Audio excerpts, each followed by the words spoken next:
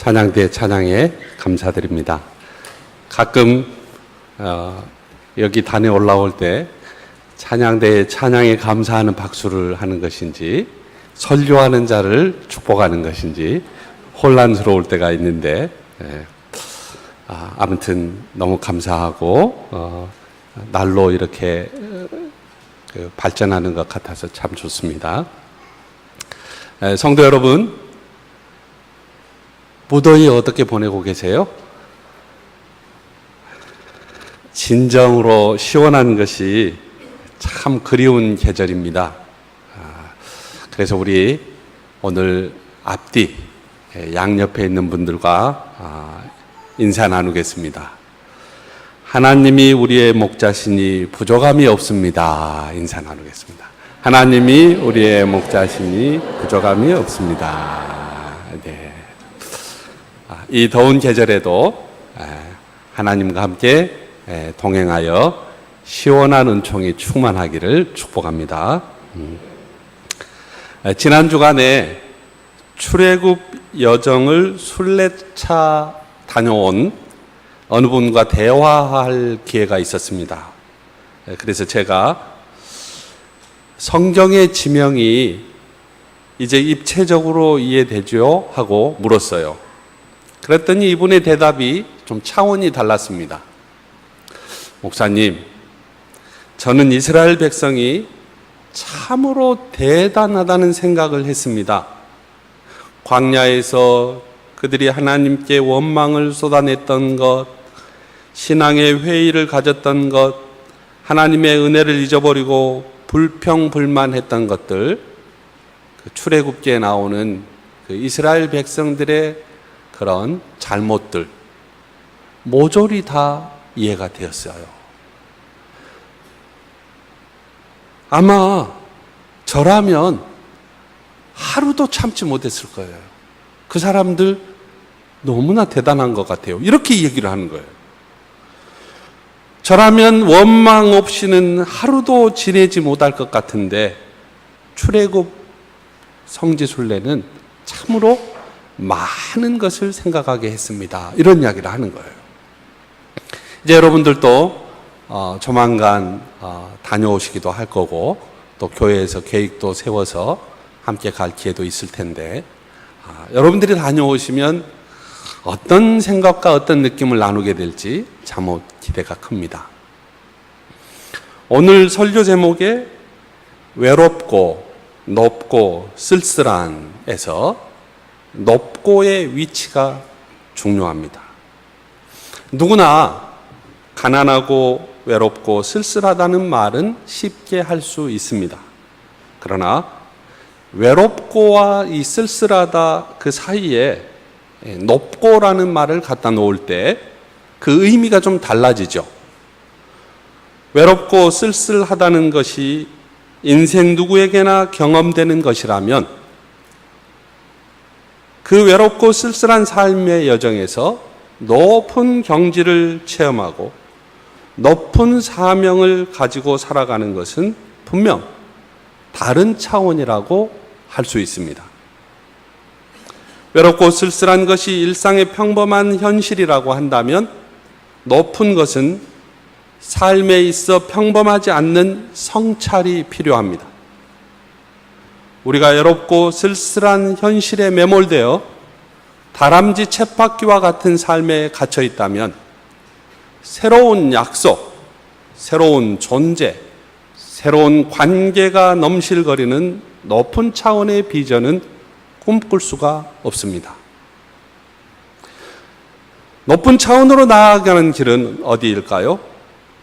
오직 하나님이 함께 하실 때 가능합니다. 오늘 우리는 외로움과 높음과 쓸쓸함의 의미를 한 사람의 생애를 통해 되짚어 보기로 하겠습니다. 함께 읽은 본문 두 곳입니다. 우리는 생의 말년에 소명을 받은 한 사람을 만날 수 있습니다. 남들은 삶을 마감하는 시간에 그는 높은 사명의 부름을 받았습니다. 그의 외로운 삶의 여정은 시편 90장에 잘 나와 있어요. 시편은 전체가 150편의 시들로 되어 있는데요. 그 가운데 시편 90장은 모세의 유일한 기도예요. 단 한 편 있는데 시편 90장이 모세의 기도인데 제목이 하나님의 사람 모세의 기도라고 되어 있습니다.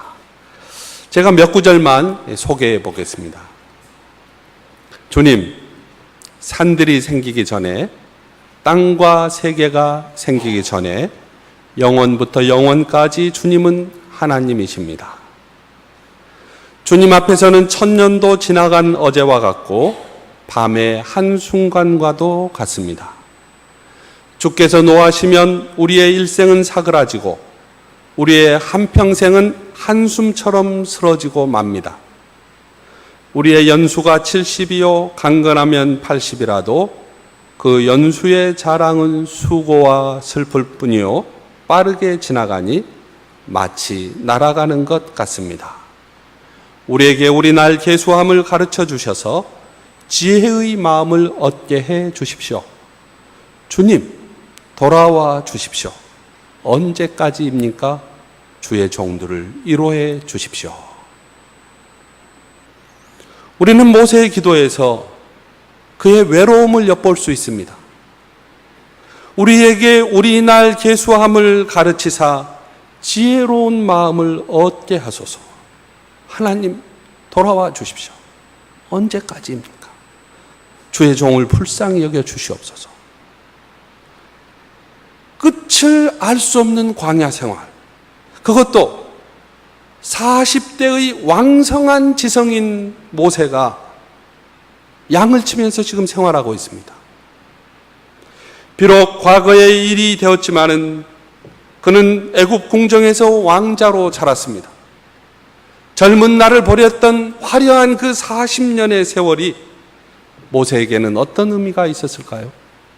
그리고 지금 미디안 광야에서 40년 세월을 보내며 모세가 지금 외로움의 극한 속에서 하나님께 올렸던 이 기도를 하나님은 외면했을까요? 하나님은 황량한 그곳, 외로운 모세의 일상에 찾아오셨습니다. 이 사실을 기록하고 있는 것이 출애굽기 3장에 나타나는 호렙산 떨기나무와 불꽃입니다. 어느 날 양을 치던 모세는 사라지지 아니하는 불꽃 앞에 섰습니다. 하나님과 외로운 기도자 모세의 만남이 이루어지는 순간입니다. 하나님께서 모세를 부르심은 이스라엘 백성을 애굽에서 해방하라는 소명을 주시기 위함이었습니다. 이때 모세가 보인 반응은 내가 누구이기에 였어요. Who am I? 내가 누구이기에. 다른 성경은 이렇게 표현되어 있습니다. I'm nobody. 나 아무것도 아닙니다. 이렇게 되어 있어요. 나 아무것도 아닙니다. 내가 누구이기에 바로에게 가며 이스라엘 자손을 애굽에서 인도하여 내리이까? 이런 물음이었어요. 여러분, 이 모세의 모습은 아마 겸손한 반응이라기보다는 광야 40년 외로운 생활로 인해 자신감이 없어지고 그리고 소심한 태도에서 비롯된 것이라고 보여집니다. 실제로 우리가 아무리 확신에 넘친 똑똑한 사람이라도 3일간만 밀실에 격리해 놓고 길들이기를 해보면요, 달라진다고 해요. 정신이 돌고, 그 다음에 헛소리를 하고, 그리고 옛날에 지녔던 신념을 버리고 사람이 변화됩니다. 그런데 모세는 40년을 양치기로 있었습니다. 어쩌면 우리들 모두 가지 않는 길에 대한 그 아픈 마음이 있잖아요. 옛날에 그렇게 했으면 좋았을 걸 했던 그런 것. 그리고 그것이 일정하게 내 삶을 붙들고 있는 그 아픈 것들 있잖아요. 우리들의 외로운 모습과 많이 겹치는 부분이에요. 하나님의 부르심 앞에서 나는 아무것도 아니라는 모세의 태도는 당연한지도 몰라요. 그래서 모세는 하나님의 부르심을 다시 거절합니다. 자신이 본래 말을 잘하지 못하는 사람이라고 하나님께 항변하면서 오 주님, 보낼 만한 자를 보내소서 변명해요. 이것이 모세의 자기 이해였습니다. 우리가 때때로 임직식에서 하나님의 확신에 찬 부르심에 깊이 감동하여 주님, 부족하고 연약하지만 하나님을 의지하여 소명을 감당하겠습니다 라고 우리가 결단하지 않습니까? 근데 모세에게는 그걸 찾아볼 수가 없어요. 어떻게든 이 일을 수행하지 않으려는 열정 없는 태도로 일관했다는 거예요. 성도 여러분, 여러분은 하나님 앞에 어떤 사람들인가요? 만일 여러분이 모세의 입장에 있다면 여러분은 하나님의 부르심 앞에 어떤 모습으로 나아가겠습니까? 여러분 역시도 다른 사람들로부터 인정받지 못할 것이라는 생각을 가지고 있을까요? 하나님의 소명을 받아 활약한 모세의 생애는 우리가 다 잘 알고 있어요. 이후부터는.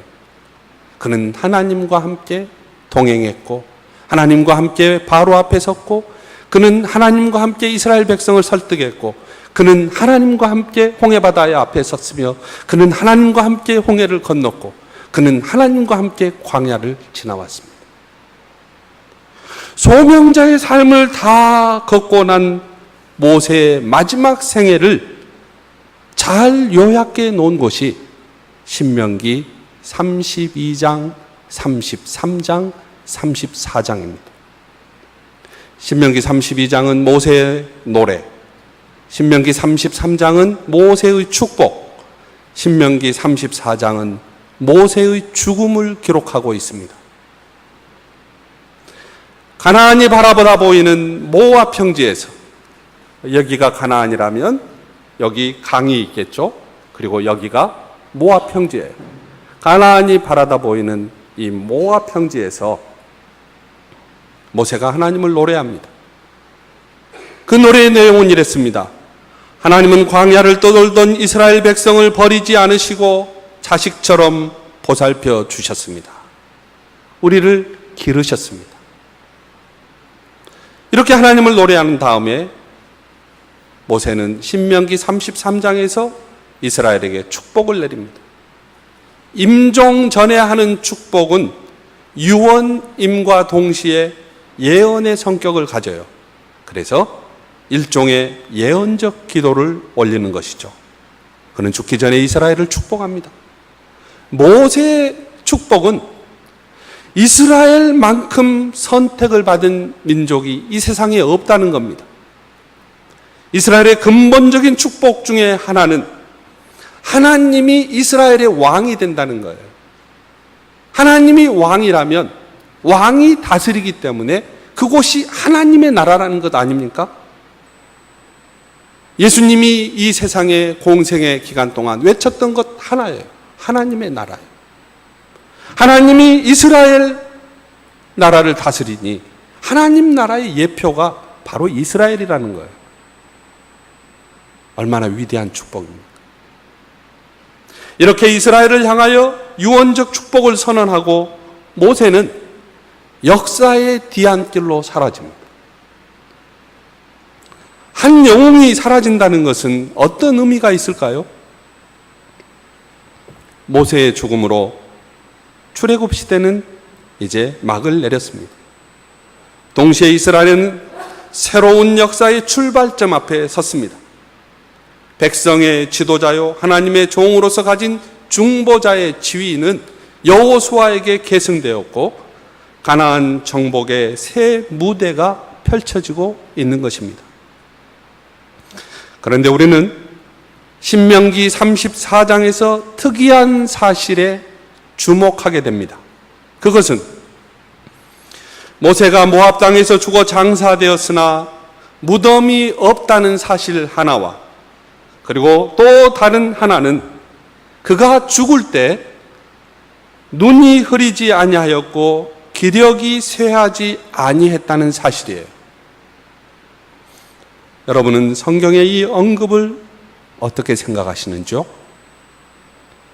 하나님께서는 한 시대의 영웅과 하나님께 쓰임받은 사명자가 우상처럼 떠받들여지는 것을 원하지 않았다는 것을 우리는 알 수 있습니다.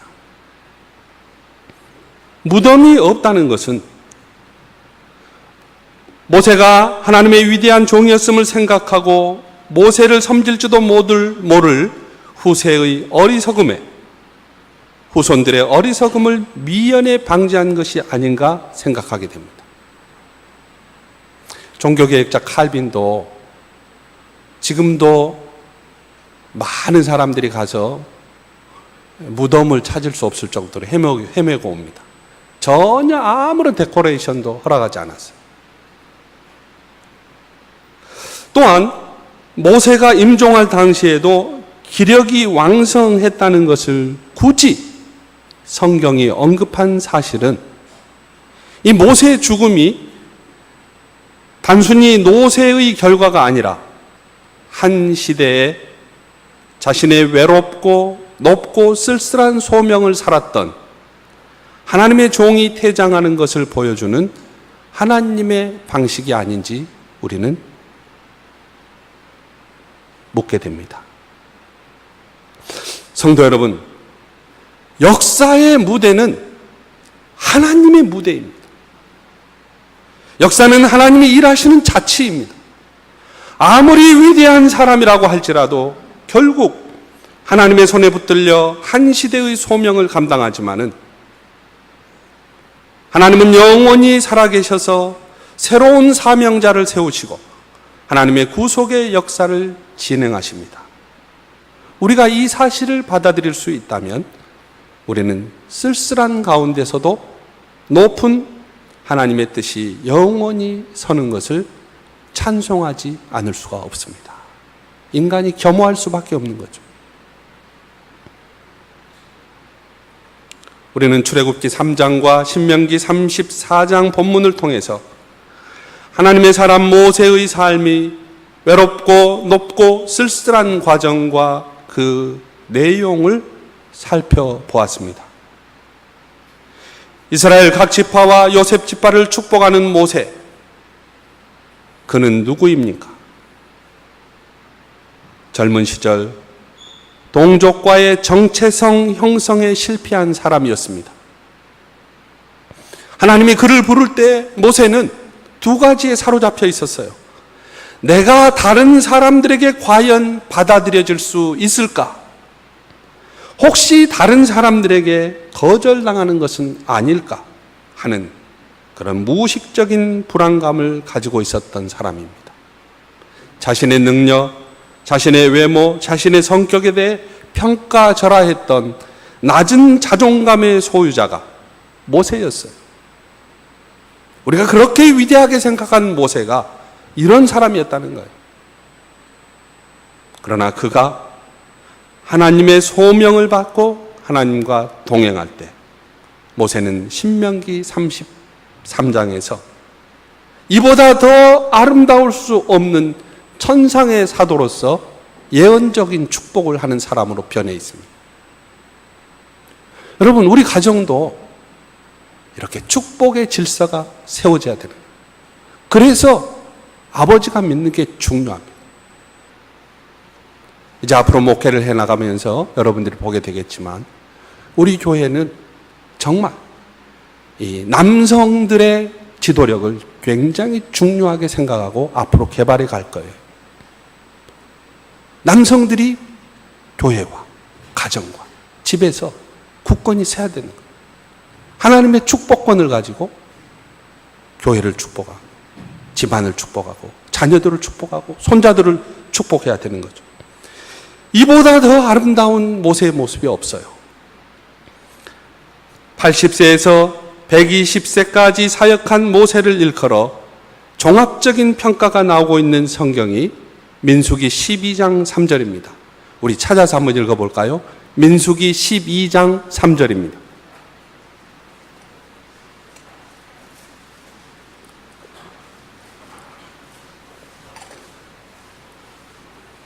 다 같이 읽겠습니다. 이 사람 모세는 온유함이 지면의 모든 사람보다 더하더라.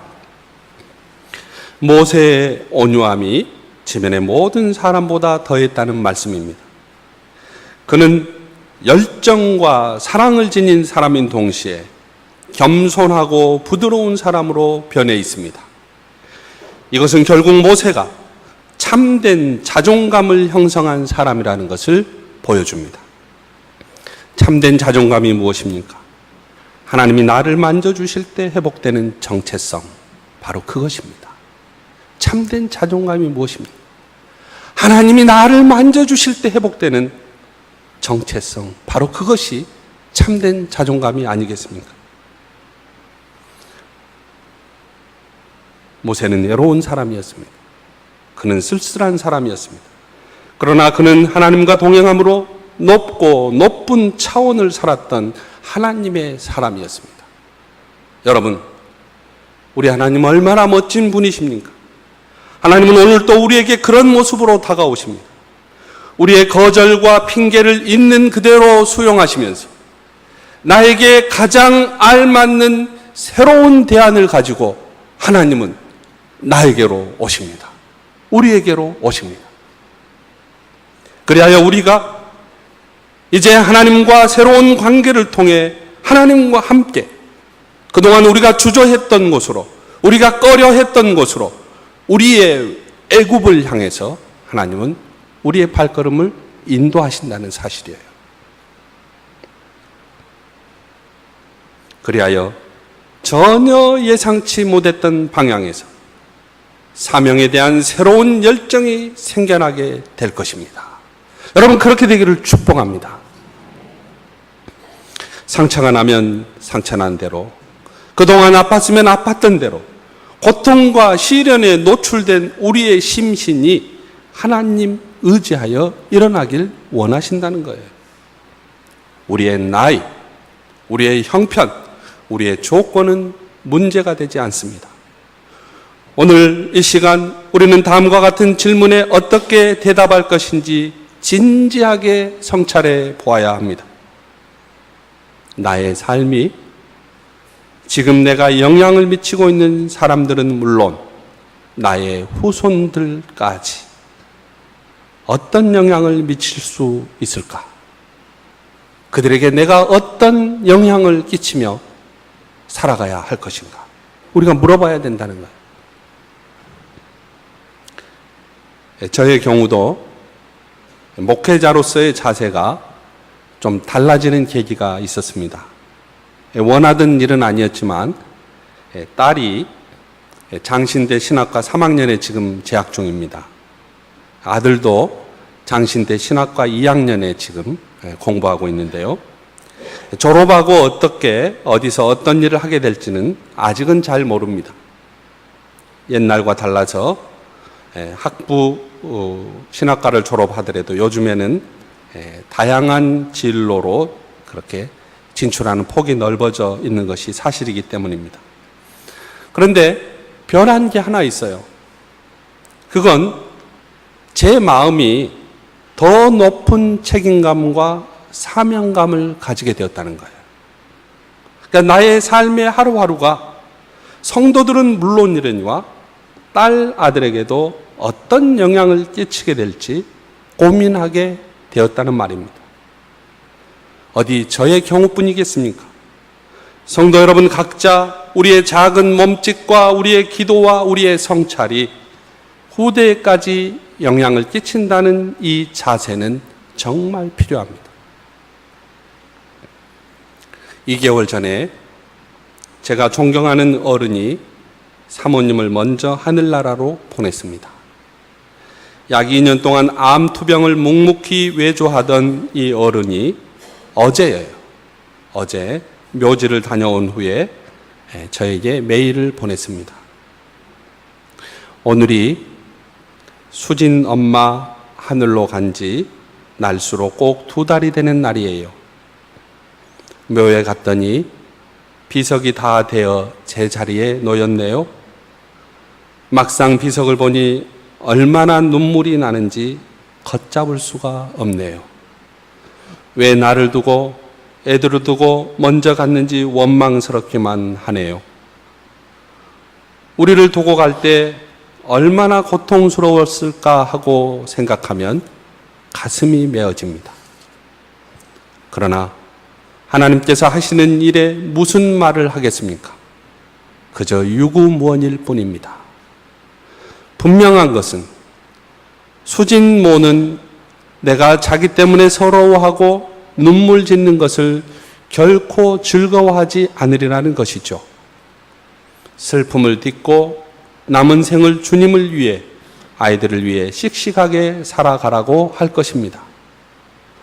아직은 이해하지 못하는 것이 많지만 하나님의 뜻하심이 있겠죠. 하나님께는 합당한 이유가 있음을 믿고 나아가리라 다짐해 봅니다. 그러나 나의 마음은 여전히 슬픔과 애로움으로 고통스러울 뿐입니다. 이제 2달이니 좀 더 시간을 요하겠죠. 모두 열심히 기도드려 주셨는데 다시 감사의 마음을 이렇게 전합니다. 부디 강건하세요. 샬롬. 이 어른은 비록 지금 많이 고통스럽다고 이야기하고 계셨지만은 외롭고 쓸쓸한 사람으로 남기보다는 외롭고 높고 쓸쓸한 사람으로 다시 하나님을 바라보고 하나님과 함께 걷기로 다짐하고 있는 것을 저는 느낄 수가 있었습니다. 하나님께 얼마나 감사의 기도를 드렸는지 모릅니다. 성도 여러분, 지금은 몹시 무더운 계절입니다. 날씨뿐만이 아닙니다. 주위를 바라보면 얼마나 답답한 일이 많습니까? 이러한 때 우리가 어떻게 하나님의 기쁨이 될 수 있겠습니까? 어떻게 하면 사람의 마음을 움직이는 그런 사명 감당할 수 있겠습니까? 어떻게 하면 우리의 삶이 외롭고 쓸쓸한 지평에서 저 높은 영혼을 살아갈 수 있겠습니까? 그렇습니다. 주님 손 붙잡고 일어서야 하겠습니다. 하나님이 하시겠다고 하신 대로 우리를 맡겨야 하지 않겠습니까? 나의 상황에 꼭 맞는 새로운 대안을 가지고 찾아오시는 하나님과 이 여름 깊은 교제가 풍성하시기를 축복합니다. 기도하겠습니다.